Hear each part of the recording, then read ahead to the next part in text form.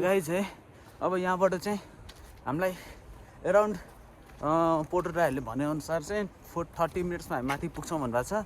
अनि यो चाहिँ ल यो पछाडि यो बाटो त्यो लास्ट उकालो छ होइन। आई थिङ्क मेबी यो ट्रेकको लास्ट उकालो होला आई गेस होइन उहाँहरूले भनेअनुसार, बट आई डोन्ट नो है।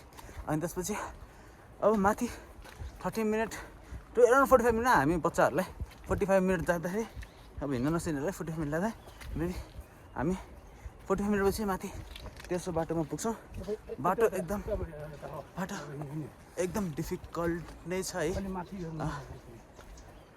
बाटो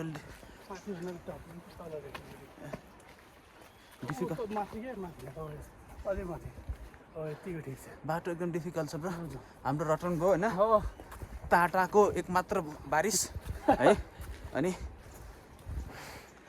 रविन्द्रजीको अनुभव रहेछ ट्रेकिङको, पहिला पनि 2-4 चोटि यस्तो अनुभव लिइसक्यो। मेरो त फर्स्ट टाइम हो, but enjoy the moment with mister perfect tracker. मेरो चाहिँ योभन्दा अगाडि सोहिले गएको हो एउटा यही बाटोमा माथि जाने, यही बाटो हामी माथि जान्छौँ। कालो चढ्नुपर्छ, उकालो चढ्नुपर्छ है। अनि उकालो यो बाटो छ त्यहाँ। हाम्रो त हामीले 10 किलोको ब्याग बोकिसकेन हाम्रो दाजुहरू। ग्यासको सिलिन्डर दुईवटा त्यहाँ माथि अरू सामान है जस हाम्रो दाजुहरू कडा छन्।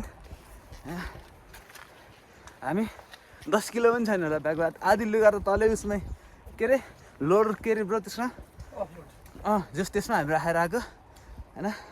राखेर पनि ब्याग गरुङ्गै छ। लास्ट फिल्डर छ हामी दुईजनाको, तर होइन लास्ट फिल्डर छ, तर हाम्रो जर्नी क्यारिन भइरहेछ।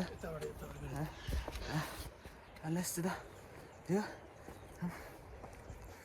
हाम्रो ब्रो हेर्नु छ ल। विल कन्टिन्यू सुन है। Thank you.